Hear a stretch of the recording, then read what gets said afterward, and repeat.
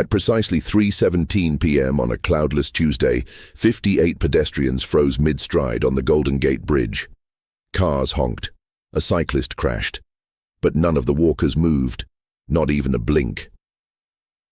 For exactly 2 minutes and 17 seconds, they stood like statues, faces forward, eyes wide open, all staring into nothingness. Then, just as suddenly, they resumed walking, as if nothing had happened. Surveillance footage quickly went viral, dissected frame by frame. But something didn't add up.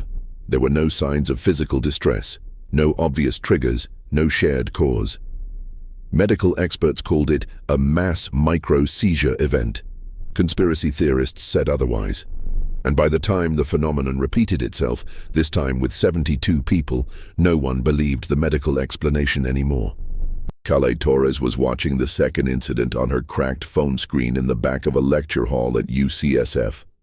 A doctoral candidate in neurovisual cognition, she paused the clip exactly at the 34-second mark. There, barely visible, a young girl's pupils dilated as if reacting to a flash of light that wasn't there. Calais narrowed her eyes. "They're seeing something," she whispered. That night, she cross-referenced the video data with patterns of brain activity from patients under anesthesia and in comas. What she found chilled her. The timing matched. Every second of those 2:17 minutes corresponded with what the brain experiences during deep dissociative states. It wasn't just a freeze, it was a total cognitive blackout, a kind Calais had only seen in end-of-life cases.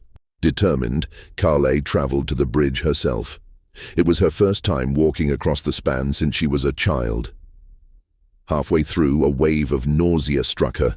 Her vision blurred. For a moment, the crowd around her stopped moving, and so did she. Then everything snapped back. She was on the other side, heart racing, time lost. Her phone clock had jumped forward by 2 minutes and 17 seconds. Confused and rattled, she leaned against the railing, scanning the sea below. A man in a red hoodie stood beside her. "You felt it," he said without turning. His voice was calm, rehearsed. He handed her a folded note and walked away before she could reply. On the note, a single sentence. "You were there. They already know." Calais rushed home, pulled up the original footage, and zoomed into the group of paralyzed pedestrians. Her fingers trembled as she paused the frame. Among the frozen faces, there she was, standing perfectly still, eyes wide open, 3 days before her actual visit. It wasn't a look-alike. It was her, wearing the same coat she had just worn. Her breathing shallow, Calais tried to rationalize it. Deep fake? Digital overlay? But she knew better. Her doctoral work had focused on memory consistency, visual truth, and identity recognition. And every cell in her body screamed the same impossible truth. She had been there, before she ever went. Somewhere in the fog of memory and reality, the bridge had already reached out to her. That night, Calais dreamed she was walking the bridge again. But it wasn't the Golden Gate she knew. The sky was a deep, unnatural red. The fog curled upwards like smoke in reverse, and the water below shimmered like glass over coals. People stood perfectly still along the edges, facing outward, unmoving. None had eyes. She woke in a sweat, the taste of salt in her mouth, her ears ringing with silence. The dream felt invasive, like a borrowed memory returned without context. It wasn't just fear, it was recognition. That scene, the blood-red horizon, the eyeless watchers. She had seen it before. Or was she remembering someone else's nightmare? At the university, Calais asked around discreetly among colleagues and students who had also walked the bridge recently. 2 graduate assistants admitted to strange gaps in memory and recurring dreams. Both described identical visions, standing motionless, watching something vast and unseen rise from the water. One added, "It wasn't a dream. It was a warning." Desperate for answers, Calais searched newspaper archives and online forums. That's when she found a thread from 2009, 7 people who experienced unexplained time loss after walking the bridge. The link between them, all were left-handed, just like her. Her pulse quickened. It was too specific to be coincidence. But why only left-handed people? Her investigation caught the attention of Jarek Shaw, a journalist with a penchant for fringe stories. He was wiry, mid-30s, with restless energy and eyes that had seen too much. A former addict turned truth hunter, he had been tracking unexplained neurological events across American infrastructure for a decade. "You've stumbled into something old," he told her. "Something buried." Jarek pulled out a folder labeled Resonance in faded type. Inside were declassified Navy documents from the 1960s describing psychic experiments near the Golden Gate Bridge. The language was cryptic, but certain phrases stood out. Localized distortion of perception, collective immersion lapse, and most unsettling of all, non-consensual dimensional alignment. Kale's hands trembled as she held a photograph from the file, 7 test subjects standing on the bridge, their eyes blacked out with ink. One wore her face. Jarek hadn't noticed the resemblance until she pointed it out. "This can't be," he muttered. But it was. The timestamp read June 12, 1964, 40 years before she was born. Before she could process that impossible image, her phone buzzed. An unknown number had sent her a voice note. She hit play. It was her own voice, flat and distant, whispering through static. "Don't cross again. They're still watching. You left a part of you here." Kaylee's hands went cold. Whatever this was, it wasn't just an anomaly. It was personal. The address led them to a crumbling psychiatric facility in Sausalito, where birds circled in odd silent patterns above the rooftop. Inside, the nurse hesitated before unlocking the final door. "He only speaks about the bridge," she warned. Mason Ellery, once an intelligence officer for the U.S. Navy, now sat quietly in a dim room, staring at a window that had long been painted shut. "They told me it was a hallucination," Mason said without turning. "But when the hallucination repeats every 2 minutes and 17 seconds across decades, you stop believing the doctors." His voice was clear despite his age. He spoke not like a madman, but like someone deeply tired of the truth being ignored. Mason recounted the day in 1964 when he and 6 others crossed the bridge as part of a classified experiment under the Navy's Project Resonance. They wore devices to monitor brain waves and cognition. Halfway through, they stopped for precisely 2 minutes and 17 seconds. "We didn't move because something else was moving through us," he whispered. "We were the doorway." He reached under his bed and retrieved a battered journal. Inside were meticulously drawn geometric shapes, coordinates, and recurring strings of numbers. One sketch depicted the Golden Gate twisted into a Mobius strip. On the cover, written in faded ink, "Echoes don't die, they fold." Jarek took photos of the drawings, while Kali compared them to neurological activity scans. To her shock, the shapes aligned with patterns seen in temporal lobe seizures and deep-state meditations. She wasn't looking at madness. She was looking at cognitive architecture.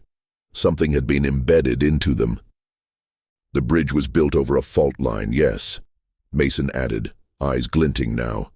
"But not geological, a cognitive fault, an emotional pressure point where human thought can slip." He turned to Kale, his stare piercing. "You've already felt it, haven't you? The tilt, the pull, the part of you that feels less afterward." Before they left, Mason pressed the journal into Kale's hands. "They'll come for me tonight," he said, voice suddenly calm again. "They always do after I speak too much. But they never touch you, not while you're still anchored." He smiled. "Just don't go back. Not unless you're ready to stay." That evening, as Kale and Jarek drove back across the bridge in silence, a chill ran through her.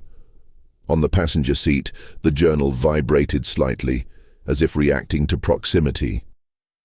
Jarek noticed and didn't say a word. Then, as they reached mid-span, every light on the bridge flickered once, and Kylie's nose began to bleed. Kylie's blood fell in a slow drip onto the journal's cover as the car crossed the span. "That's the second time," she murmured. Jarek didn't reply. He was too busy watching the bridge lights pulse in a strange rhythm, like a code. Behind them, the fog thickened unnaturally fast, curling low over the rails like it had a destination. Back at her apartment, Kylie tried to digitize the journal's drawings. Her scanner refused to process the symbols. Each attempt resulted in a corrupted file. But when she laid the pages over a map of the bridge, a pattern emerged. All the geometric shapes aligned with specific points along the structure.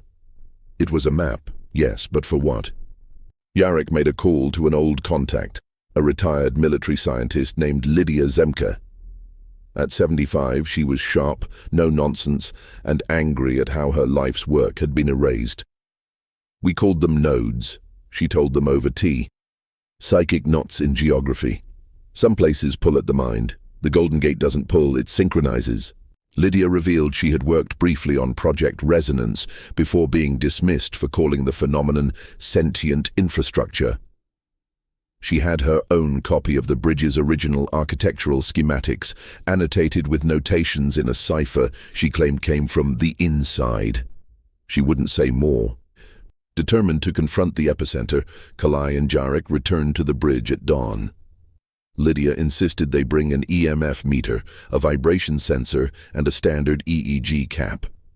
Halfway across, Kalai placed the sensor against a seemingly random support beam.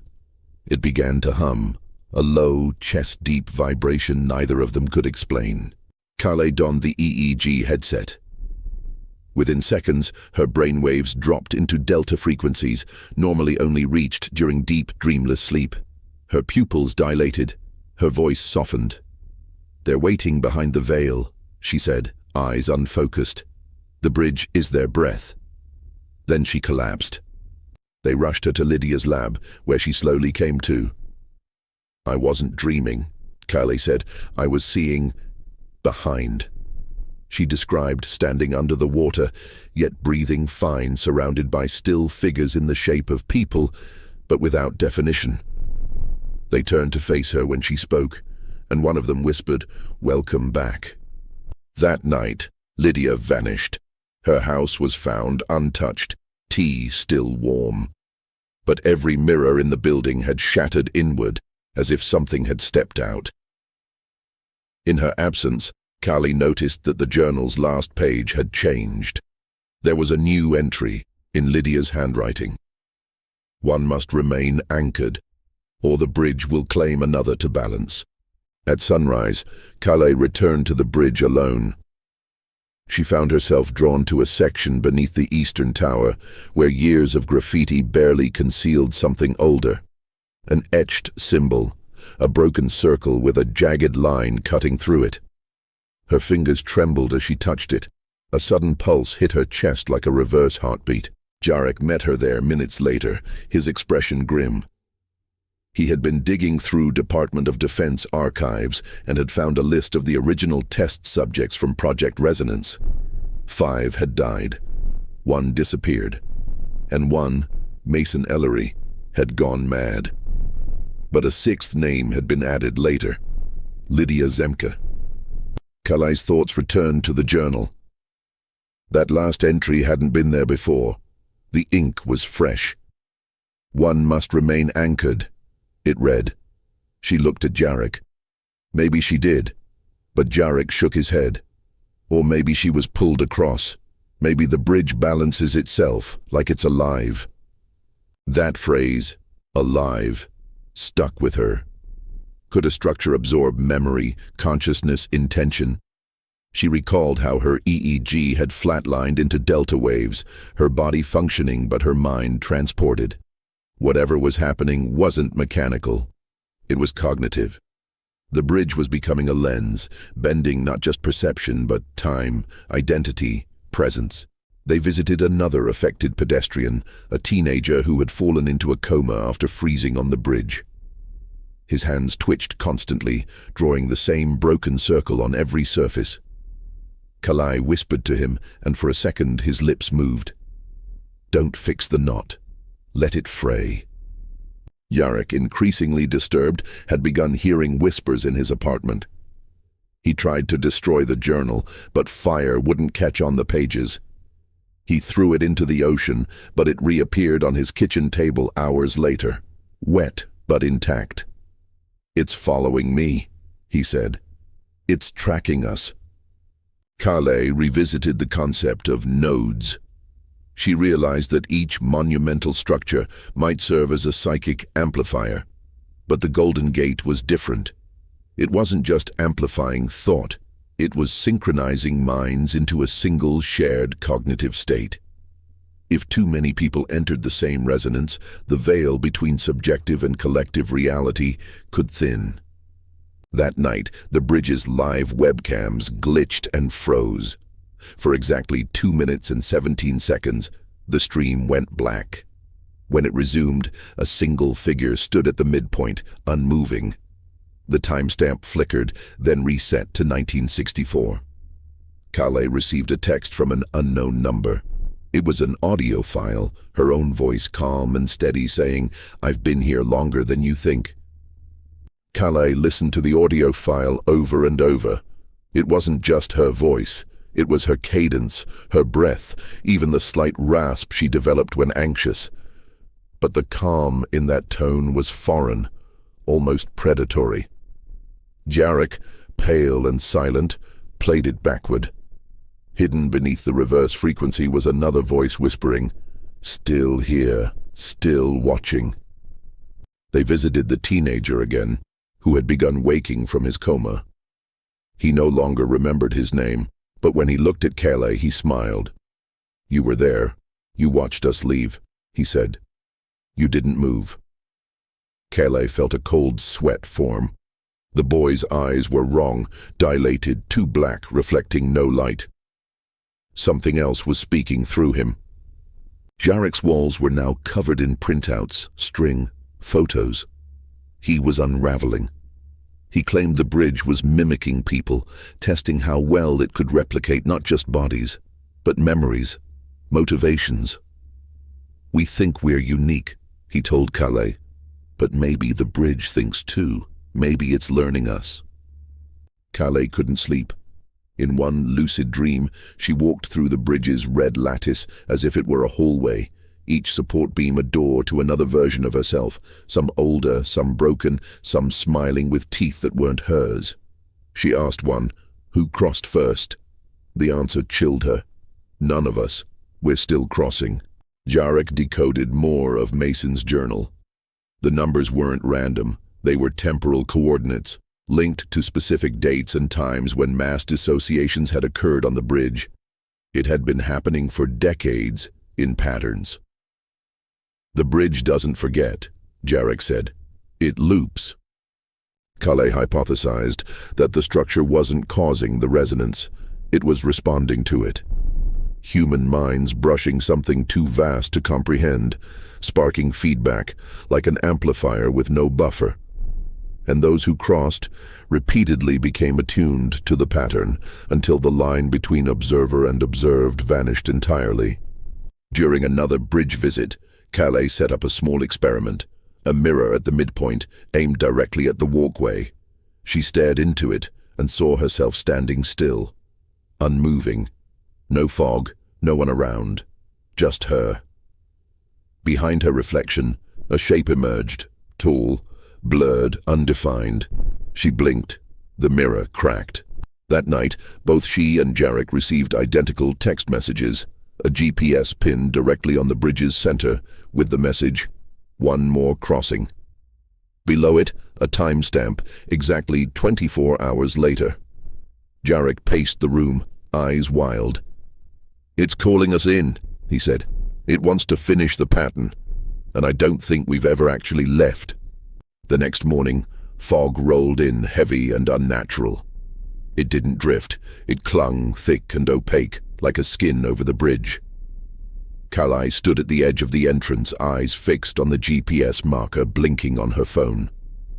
Jarek arrived moments later, visibly shaking but determined. "Whatever's on the other side," he said. "We need to know." They crossed in silence, recording everything. Midway, all ambient noise ceased. No cars, no birds, no wind, only their synchronized footsteps. Then, at the exact coordinates of every previous event, the world dimmed. Not darker, just quieter. The air thickened. Their breaths fogged unnaturally, and then time fractured. In a sudden, impossible shift, the bridge became endless. They walked and walked, but the midpoint never changed. Beneath them, the water froze into glass. Above, the sky rippled like heat waves on pavement. Shadows passed over them, tall, thin, undefined. Neither of them dared look up. A structure emerged from the fog, an impossible arch formed from twisted steel and pulsating light. It hummed in tune with Kale's heartbeat. She stepped forward, and in that moment, she felt everything. Every crossing, every iteration, every version of herself that had walked this path in another time. Beside her, Jarek collapsed. His body convulsed, whispering fragments of other languages, numbers, and what sounded like prayers. Kale knelt beside him, but he looked through her. "We're the memory," he said. "We were never real. We were always the echo." The arch pulsed again, and Kale saw flashes. Mason screaming into a storm, Lydia stepping into mist, the boy with black eyes reaching towards something unseen. It was a reel of tragedies caught in an eternal feedback loop. They weren't solving the mystery. They were the mystery, carried forward like static between frequencies. Kale stood, realizing the awful truth. The bridge didn't claim people. It preserved them. Each crossing embedded a version of consciousness into its psychic structure. A collective mind, growing, looping, reaching. She turned to Jarek, who was now silent, eyes closed. "We crossed too many times," she whispered. "We left too much behind." The structure ahead beckoned. Kale stepped forward, and everything blinked out. Silence. Black, then static. When the webcam feed returned 2 minutes and 17 seconds later, there was no one on the bridge. But in the final frame before the feed resumed, a faint silhouette stood at the midpoint watching the camera. It smiled. 2 days later, a viral video shook the internet, footage from the Golden Gate Bridge security cameras stitched into a surreal montage. First, the fog, then flickers, frames out of order, finally an impossible image. Kale and Jarek, standing at the midpoint, facing the camera, motionless. The timestamp? 1964. Online forums erupted. Theorists compared facial features, voice patterns, gait analysis. It was undeniably them. But the question wasn't just how they got there. It was why they were still there. Some called it time slip, others quantum bleed-through. But a chilling number of viewers reported something stranger. They remembered seeing that footage years ago. Government officials issued a statement calling the clip fabricated, but the damage was done. The concept of the bridge as a psychic trap spread like wildfire. Tourists began to avoid it. Those who did cross reported déjà vu, nosebleeds, and brief visions of unfamiliar faces whispering in languages they didn't know. One tourist, live streaming his walk across the bridge, froze mid-broadcast. His phone captured 2 minutes and 17 seconds of a blank stare before the screen cut out. When it resumed, he continued walking, smiling, but his reflection in nearby windows didn't match his movements. It lagged, blinked out of sync, and once stared directly at the camera. In Kale's apartment, her landlord found no sign of her. But scrawled across a mirror in condensation were the words, "Anchored now." Jarek's apartment, by contrast, was filled with scribbled pages. Everyone featured the broken circle, some drawn backward, others stretched into infinity symbols. The journal was gone. A small group of academics began quietly researching similar phenomena in other landmarks: Notre Dame, the Tokyo Tower, the Christ the Redeemer statue. Each had isolated cases of memory loss, synchronicity anomalies, or time echo incidents. All patterns pointed to something deeper, a global network of psychic knots slowly unraveling.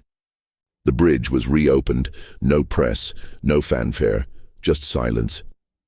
But a new pattern began to emerge. Those who crossed it more than once began behaving differently. Subtle at first, small personality shifts, changes in handwriting, forgotten birthdays. Then came the phrases, murmured unconsciously, "It's not a bridge, it's a mouth." Final shot. A drone flying over Rio de Janeiro, capturing the Christ the Redeemer statue. Mid-flight, the drone freezes. For exactly 2 minutes and 17 seconds, the image is static. Then, it resumes. In the corner of the frame, unnoticed by most, stands a small figure, watching, waiting, as if the bridge had found another doorway.